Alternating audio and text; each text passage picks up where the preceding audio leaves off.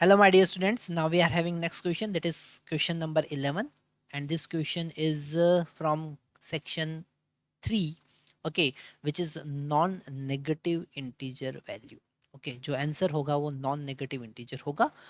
यहाँ पर क्वेश्चन में गिवन है source S of sound has frequency 240 hertz when observer O and the source move towards each other at a speed v with respect to ground as shown in case 1 in figure.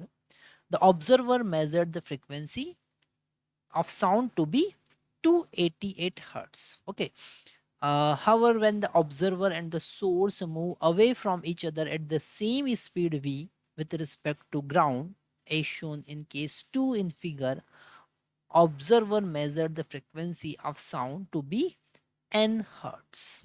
What is the value of n. तो यहाँ पर definitely सीधा सीधा Doppler effect लग रहा है ना. अगर सोर्स का फ्रीक्वेंसी एफ एस यहाँ पर 240 हर्ट्स है और ऑब्जर्व फ्रीक्वेंसी यहाँ पर एफ नॉट हम लिख लेते हैं, that is equal to 288 hertz, जो कि हमेशा यही होता है. अगर वो एक दूसरे की तरफ अप्रोच कर रहे हैं तो फ्रीक्वेंसी बढ़ना है, और अवे जा रहे हैं तो फ्रीक्वेंसी रिड्यूस होना है, और वो रिड्यूस फ्रीक्वेंसी हमको फाइंड करना है. ठीक है. तो यहाँ पर सेकंड केस में भी सोर्स का फ्रीक्वेंसी तो 240 ही होगा. अगर हम फर्स्ट केस में डॉपलर इफेक्ट लगाते हैं, है ना, तो हमारा फर्स्ट केस जो होगा observe frequency is equal to speed of sound, हम उसको यू नॉट लिख लेते हैं, minus speed of observer, so v naught, divided by speed of sound minus speed of source, है ना, इनटू फ्रीक्वेंसी ऑफ सोर्स. ये डॉपलर इफेक्ट होता है, और हमें हमेशा जो साउंड का डायरेक्शन होता है, ठीक है, जो साउंड प्रोपोगेशन का डायरेक्शन होता है उसको पॉजिटिव कंसिडर करना है. ठीक है. तो यहाँ पर साउंड जो है वो सोर्स की तरफ जा रहा है, मतलब ये जो पॉजिटिव फॉरवर्ड डायरेक्शन है, ये जो डायरेक्शन है वो हम पॉजिटिव कंसिडर करेंगे. ठीक है. तो अगर हम यहाँ पर फर्स्ट केस में देखते हैं तो केस 1 हम यहाँ देखते हैं, केस नंबर 1. और यहाँ पर केस नंबर 1 में हम जो ऑब्जर्व फ्रिक्वेंसी है वो 288 हर्ट्स है.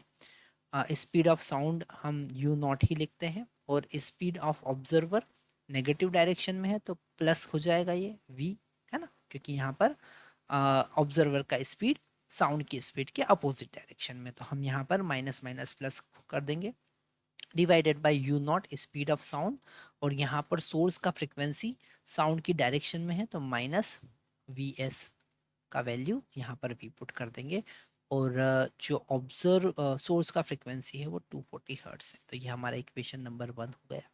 ठीक है. सेकेंड केस में हम देखते हैं, तो सेकेंड केस में जो ऑब्जर्व फ्रिक्वेंसी है वो है n, speed of sound u है, और ऑब्जर्वर का अब जो डायरेक्शन है वो चेंज हो गया है, मतलब वो साउंड की डायरेक्शन में ही जा रहा है, तो हम माइनस वी लिखेंगे. पर सोर्स का जो डायरेक्शन है वो अपोजिट हो गया है, मतलब यू नॉट प्लस वी हम यहाँ पर लिखेंगे, क्योंकि यहाँ पर हमें माइनस लेना पड़ेगा. ठीक है. तो ऐसा लिख, ऐसा भी कर सकते हैं आप, माइनस माइनस वी.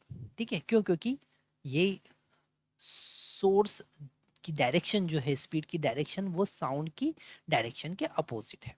तो हम यहाँ पर प्लस वी नॉट लिख देते हैं, है ना, plus v into 240 as it is. ठीक है. डेफिनेटली अगर हमको यू नॉट माइनस वी और यू नॉट प्लस वी एक दूसरे से कैंसिल करना है तो इक्वेशन 1 और 2 का हम मल्टीप्लिकेशन करेंगे, तो 1 इंटू 2 हम कर देते हैं, है ना.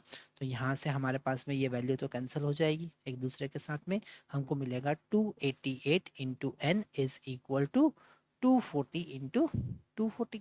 इसे हम कैंसिल करेंगे, हम यहाँ पर 4 से कैंसिल करते हैं, तो 4 7 जा एंड 4 2 जा, और ये हो जाएगा 60 टाइम्स.